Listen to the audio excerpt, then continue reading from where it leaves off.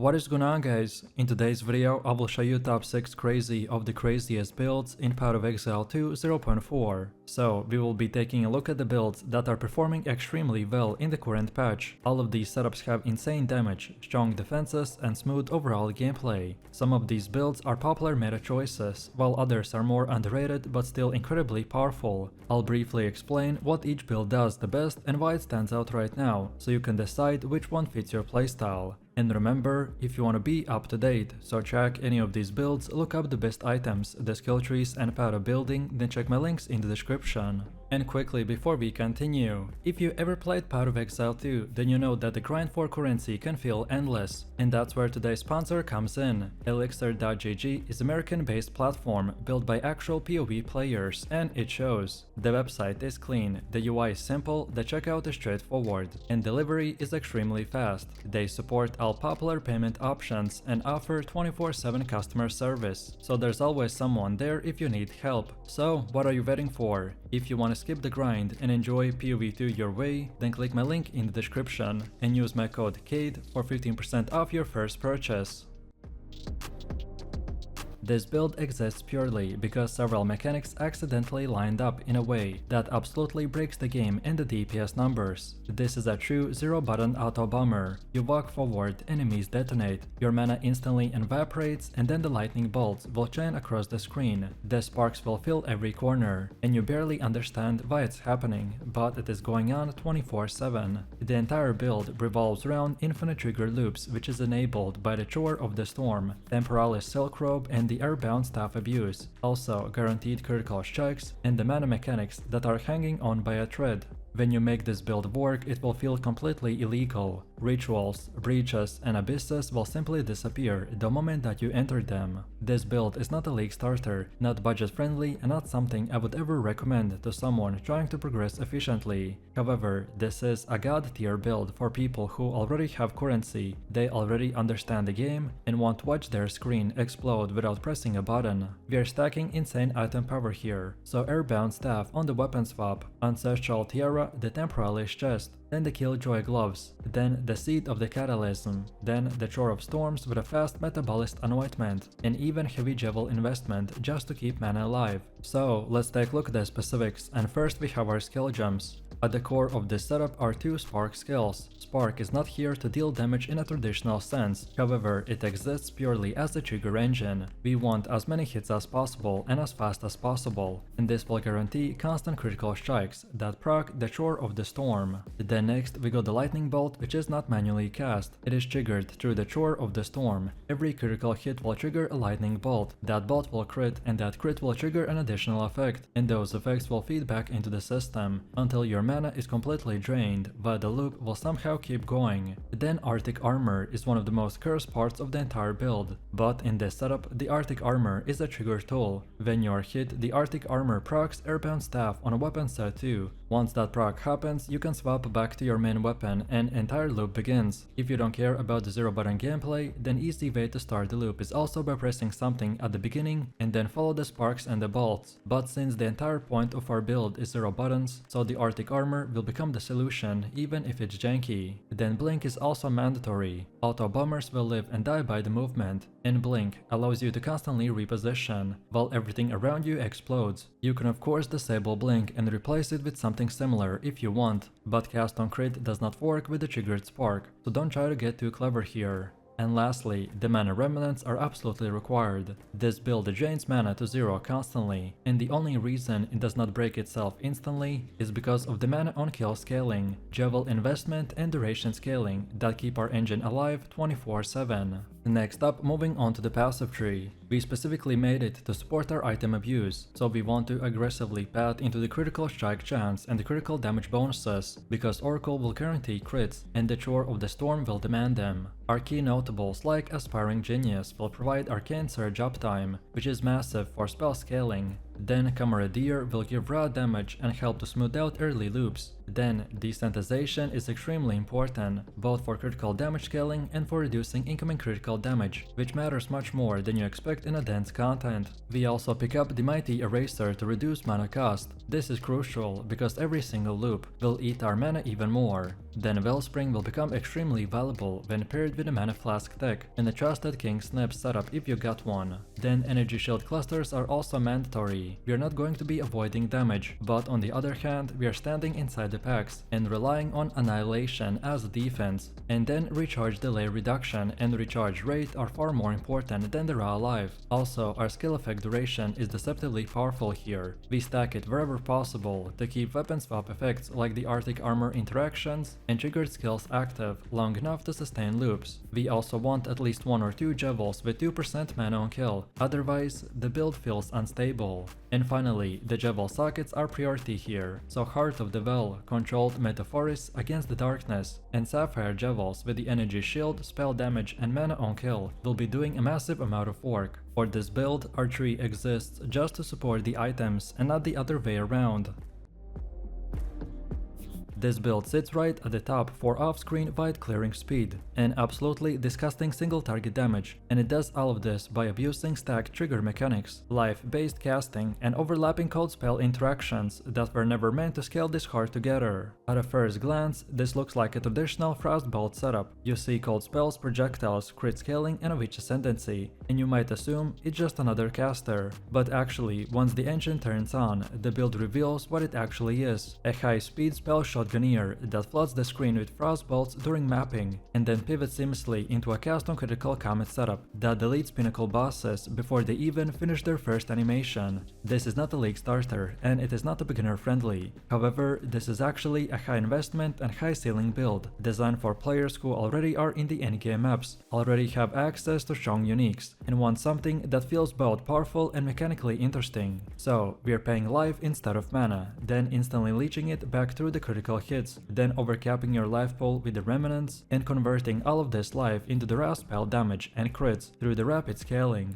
When everything is online, the build feels unstoppable. However, when something is missing, it can feel a bit awkward, and this is the trade-off. The goal of this build is simple. While mapping, the Frostbolt coverage and the chaining explosions will wipe entire packs instantly. And then against bosses, the Frost Wall will become a trigger surface, which then rains down overlapping impacts that melt even max difficulty encounters. It's fast, explosive, and extremely rewarding to play once you understand the flow. So, let's take a look at the specifics, and first we have our skill gems. At the center of everything is the Frostbolt. Frostbolt is not just a damage skill here, it's actually a delivery system. Its projectiles, explosions, and interactions are what allow the build to scale into insane territory. When Frostbolt fork, overlap, and explode on grouped up enemies or terrain, each hit will become an opportunity to trigger additional effects and the critical strikes. Supporting that, we use the cast on critical as the backbone of our single target damage. This is how the comet enters the picture, so the comet is never hard cast. Instead, it is triggered repeatedly when Frostbolt and the Frost Wall interactions will generate enough critical hits. Once the comet starts landing, the damage will ramp up extremely fast, because each impact overlaps and compounds with the next one. Then Elemental Weakness is used to strip resistances during tougher encounters and boss fights, which ensures that our cold damage scales properly even against tanky enemies. Then Soul Offering will provide additional scaling and sustain by interacting favorably with our life-based casting and energy shield layers. And then Skeletal Cleric is included not as a damage dealer, but as utility and support to stabilize fights where sustained pressure matters. Then Frostwall is one of the most important skills in the entire setup. It is not for defense here, but the Frostwall is a trigger surface. When the Frostbolt and the Comet collide with it, they will generate repeated explosions and hits in a confined space, which massively increase the number of critical strikes per second. And this is what enables the Comet to chain so aggressively during boss fights. Life Remnant and Mana Remnants are both mandatory, because we are paying life to cast spells and doing so extremely rapidly, so the build relies on a constant recovery. The Life Remnants will allow us to overflow our life pool beyond its normal maximum, while the Mana Remnants will interact with the Archmage scaling and support mechanics to keep damage consistent. And then finally, Archmage itself ties our resource scaling directly into the damage output, which further reinforces this gameplay loop. Next up, moving on to the passive tree, and this entire structure exists just to support life-based casting, critical strikes and the energy shield stacking. We're not building a traditional mana caster here. Instead, we aggressively path towards life, intelligence, critical hit chance, and energy shield nodes that all feed into the rat pit scaling and the blood mage mechanics. Intelligence here is stacked heavily, not just for gem requirements, but because it directly scales Energy Shield and synergizes with the multiple item affixes. Energy Shield nodes are prioritized over the raw life nodes once the core thresholds are met, because the shield acts as our buffer, while life will fluctuate rapidly during the casting loops. Then critical strike chance and the critical damage are essential. We want Frostbolt, Frost Wall explosions and triggered comets to crit as close to 100% as possible. And this is what keeps the instant leech active through the at-zeros accuracy and prevents life dips from spiraling out of control. We also invest into the cast efficiency and recovery scaling when necessary, but majority of sustain will come from ascendancy mechanics rather than the tree itself. Then Javel sockets are also extremely important here. Well-rolled Javels will provide energy shield, spell damage, cold damage and the crit scaling all at once, and skipping them can significantly weaken the build.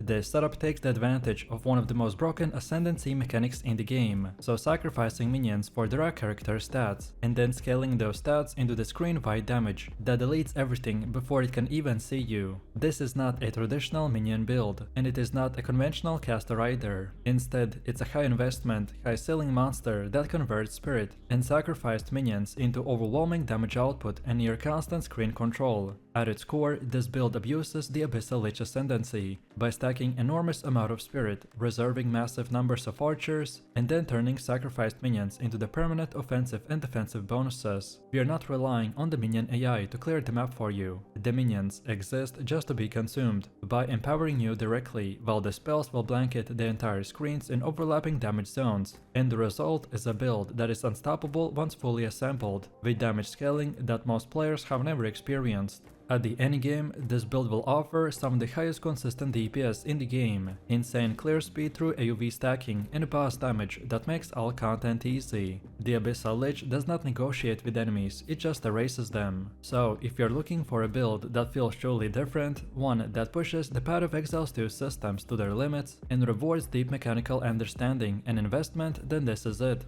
So let's take a look at the specifics, and first we have our skill gems. The skill gem setup is where the AoV stacker will come to life, because every single choice will reinforce the same goal, so massive AoV coverage, constant triggering, and scaling damage through the sacrificed minions and the spirit reservation. We are using warp-based mechanics and AoV scaling minions, while reserving an enormous amount of spirit to sustain skeletal archers that exist purely to be consumed for the power. The primary engine of our build revolves around the spell slinger and the cast on elemental element, which allows us to automate large portions of our damage while still actively positioning and controlling the battlefield. Then Ball Lightning and Ice Nova serves as the primary AoV damage sources by overlapping repeatedly as enemies are dragged through the stacked spell zones. Lightning Warp will play 2 roles here, so both as mobility and a damage booster when combined with the aerial scaling, which allows us to reposition instantly while detonating entire packs in the process. Then Frost Wall is used not defensively but offensively, by forcing enemies to remain inside their overlapping damage fields, while also enabling additional triggers. Then Malice and Siphon elements are combined in together to further boost damage taken by the enemies, ensuring that once something is caught in the area it does not escape.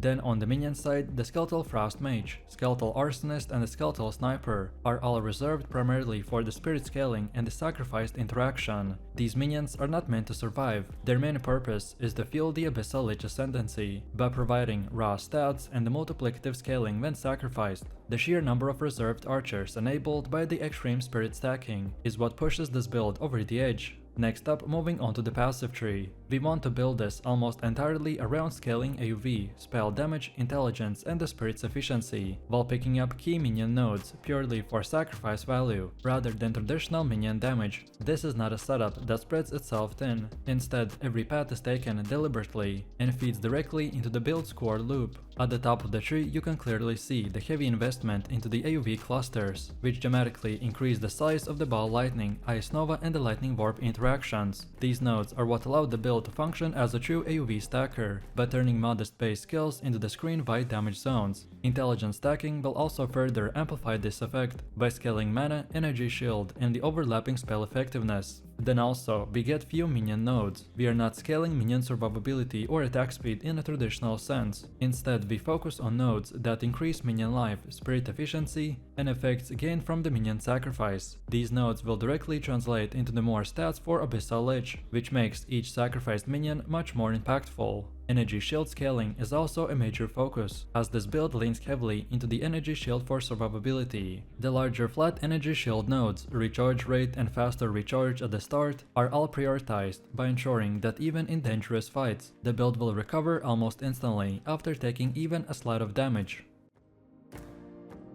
This setup takes the full advantage of the brand new infusion mechanics by letting us unload insane amount of burst AoV damage while still maintaining off-screen clear speed that feels borderline unfair. This build feels smooth early on, scales like crazy later, and has a god mode energy when it really comes fully online. This is not just your average lightning caster, this is the mana stacking Arc Stormweaver, which is a build that completely rewrites how you think about resources. Instead of mana just being a bar you deplete when casting skills, it becomes the core stat that fuels everything, so offense, defense, sustain. All of these will tie back to one thing, the maximum mana. The more mana you stack, the more devastating Arc becomes, because the harder you shock enemies, the more effective your defenses become. By combining Stormweaver's lightning ascendancy tools with the Archmage scaling and intelligence gearing, this build transforms your blue orbs into the single most important stat in the game. Its chaining clears trash mobs like nothing else, and when combined with the Stormweaver bonuses and the mana scaling, its single target absolutely shreds bosses.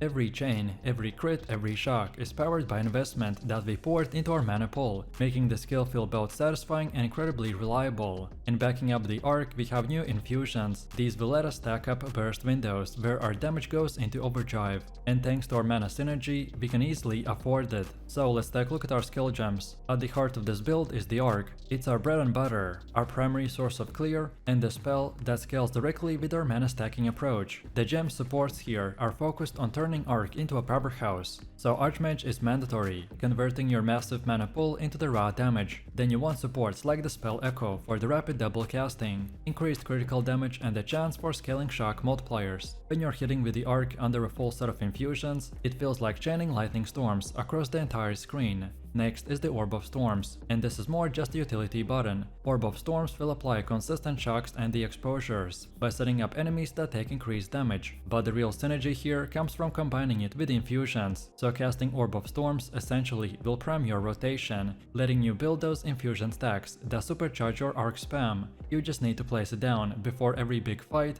and watch it boost your damage. Then next we got Mana Tempest, which is a crucial sustained skill. This one keeps your resources topped off and ensures that even in extended fights, you never feel starved for the mana. It creates those burst windows where you can spam Arc relentlessly without worrying. You'll learn to time it with your Orb of Storms and the Sigil of Power for the maximum effect. Speaking of which, the Sigil of Power is another gem that fits seamlessly into this build. It gives you an area of strength to fight inside, both by increasing your lightning damage and providing a layer of protection against heavy hits. You can drop it for the bosses or dangerous rares, and it turns those fights into controlled battlegrounds, where you're the one dictating the pace. Now let's talk about the passive tree. The essential psychology here is simple. Stack as much mana as possible, and then let every part of the build flow from that. Nodes that increase maximum mana, both flat and percentage based, are your top priority. Intelligence nodes are also highly valuable, as they boost mana while helping to meet the gem requirements. Once foundation is in place, you can branch into spell damage, lightning penetration and the shock effect nodes. These will ensure that the arc feels deadly in both mapping and bossing. Shock effect in particular is critical because the Stormweaver's ascendancy passives will reward you heavily for applying and scaling shock. The more consistently and powerfully you can shock, the more everything else will snowball. Cast speed is another core investment, because you're spamming Arc continuously. More cast speed not only makes the build smoother, but also increases the DPS by letting you fit more casts into each infusion windows. Then on defensive side, the tree grabs key nodes for the Mind over Matter and the Eldritch Battery. by converting mana into effective mitigation. Life and energy shield clusters are also picked up with efficiency, but our true defense comes from regeneration and recovery scaling. Mana recovery nodes ensure that even after big hits or heavy casting, your resource pool will snap back instantly, letting you keep casting and surviving. Then for cluster jewels and extensions, you want to look for curse effectiveness, lightning area of effect and mana recovery bonuses. These reinforce both the offense and sustain, keeping your build running at a peak power during extended fights. This setup is all about turning your warrior into a walking volcano by scaling ignite from massive slams and leaving entire packs of enemies burning in your footsteps. If you ever wanted a build that feels heavy, brutal and explosive all at once, then this is it. The heart of this build comes from 3 key skills: Volcanic Fissure, the Forge Hammer and the Stampede. Volcanic Fissure splits the ground open in a wave of lava, then the Forge Hammer lands a crashing blow that ignites even the tankiest targets, and Stampede finishes off by making every step you take rip the battlefield apart. Together, they will give you an unmatched clear speed and boss damage that melts targets. What makes the build shine is setting enemies on fire. Because Ignite scales off the size of your hit, every massive slam you land will translate into a burn that continues to deal damage for several seconds. That means your Forge Hammer or the Volcanic Fissure is just not one hit, it's essentially gets stretched over several times, and the bigger impact, the bigger the burn. The bosses that might usually take ages to grind down will start melting away as you rotate through the skills. And another important thing to know is that while many melee builds were slowed down by the armor explosion nerf this patch, the Fire Warmbringer is still OP. Ignite scaling was not affected by those changes, which makes the setup stand out as most consistent and rewarding warrior build in the game right now. It's super strong for mapping, devastating for bosses, and it feels smooth for the leveling all the way into the red maps. So let's break down the skill gems. And your main clearing tool is the Stampede. And honestly, this is one of the most fun melee skills in Path of Exile 2. Every step you take will proc fissures under your feet, and once you've linked it with the supports like the Crater and the branching fissures, it turns into a chain reaction of eruptions that wipe out monsters without you even needing to stop moving. The mapping feels incredible with this skill, because you're literally killing while stripping through the zones. For single target you've got a rotation that feels deliberate and powerful, and against rares or bosses you will start with Infernal Cry if you have access to it, because that weakens enemies and primes them for explosions. Then you slam them with the Forge Hammer, following up by the Volcanic Fissure, and finally you pop Ancestral Cry to boost your exerted attacks. From there, we transition into the Stampede until the targets burn down. If you don't have the Ancestral Cry yet, then you can simply rely on the Infernal Cry to fill that slot, and you will see huge ignite damage rolling over time. Especially for tanky bosses, dropping a War Banner before you start your rotation will add that extra push you need. And one quick tip here, keep your War Banner at a low level. Leveling it up increases dexterity requirements without giving you much more power, so you actually save yourself some stat headaches by leaving it under-leveled. It's still incredibly effective, but you don't need to overcommit points into dexterity just to keep it online. Then for supports, the first place that you want to invest your quality is the Stampede, since that's your main clearing skill and it scales beautifully with the early investment. When it comes to the Jevels, there are 2 things to look out for. The new unique Jewel Heart of the Will is a game changer by giving you both maximum life on a kill and extra fire damage. Then for rare Jevels, aim for stats like the added rage on a hit, increased damage against enemies with the broken armor, and even the block chance for survival. These will scale your damage while also shoring up defenses, which is the perfect balance for a melee fire build. Then next up we have the passive tree, and you want to start at this section and move into the clusters that emphasize melee damage, slam effectiveness and the Warcry synergies. Since Ignite is our main damage source, so we prioritize the fire multipliers and burning damage nodes, making sure that every big hit we land translates into the sustained burning. Then physical to elemental conversion nodes are also key here, since they let us turn the raw strength into devastating fire output. Defenses are built directly into the progression, so maximum life scaling is everywhere, combined with strong investments into the armor and endurance charges. Endurance charges aren't just for defenses, they also tie into the Warbringer synergies and empower your exerted attacks. This keeps you both tanky enough to stay in the melee range and consistent enough to deliver empowered blows every few seconds. The Warcry nodes are another cornerstone of the tree. The cooldown reduction and exerted attack bonus are critical, since our whole single target rotation relies on weaving the Warcry into the slams. By reducing cooldowns and increasing their effect, we make sure that our Infernal Signal and Ancestral Cries are always ready when we need them. There's also room here for scaling AoV, which feels fantastic with the skills like the Volcanic Fissure. Bigger coverage here mean faster map clearing, but it also ensures that your slams reliably ignite every enemy in a pack. This build blends lightning-fast spellcaster gameplay with an automated, screen-shattering comet barrages that create a playstyle that feels fast, explosive, and utterly dominant from the league start and transitioning all the way to the pinnacle bosses. This build looks insane and it delivers. The fire infusion comets will hit like a truck with massive ignites on top, while cold infusion sparks will chain across the screen for endless clear pressure. The gameplay feels like a traditional spark build, but with godlike benefit of cast on critical procs. And also, we got the triple orb of storms that chain lightning everywhere, and permafreeze every enemy in the site to lock them down and delete. Our damage output is off the charts, with the comet shotgun bursts visibly deleting rares and the chunky ubers for 100k plus hits, while the spark chains maintain blistering clear speed in the dense maps. Then defensively, the build is peak tankiness, so Chaos Inoculation with a massive energy shield pull will ignore all chaos, and then we stack on the permafreeze for the cold conversion via the Call of the Brotherhood, and this screen-wide spark coverage will keep the enemy shattered and immobile by giving our energy shield enough time to recharge after big hits. This will complement the energy shield playstyle perfectly, so you tank railguns, then freeze the retaliation, and then recharge to full before the next phase.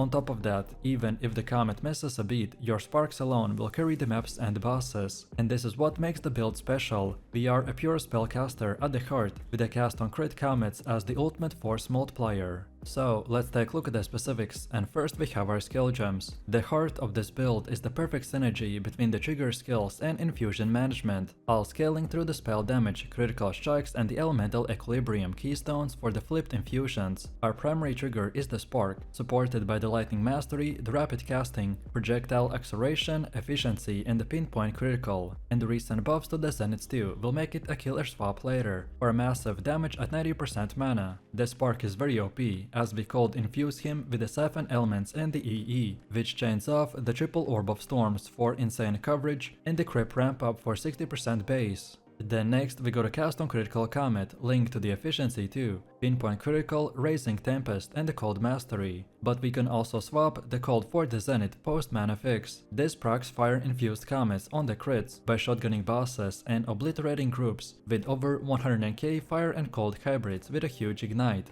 We also use no elemental penetration to preserve mana, as we are prioritizing raw DPS efficiency on a budget. Then Orb of Storms triples up with the left click Unleash. Supported by efficiency, consider casting over Abundance, Unleash and the pinpoint critical. We can also ditch considered for Zenith once the mana flows. These orbs will chain lightning on every spark. Then build your crit meter and generate cold infusions for the sparks blasts. Then next we have the Frost Bomb, which is your infusion engine, supported by the spell cascade, over Abundance, the short fuse and the potent exposure. We just tap it to get exploding fire infusions for the comets, and plus exposure for the chill synergy. On top of it, utility will shine with the weapon swap pines, so we get the sigil of the power on the chiming staff, which we beef up by magnified area, prolonged duration and the cooldown recovery, for the permanent damage boosts while spending mana. Then elemental weakness will share the swap, supported by the focus curse, expanse, prolonged duration and the cursed ground,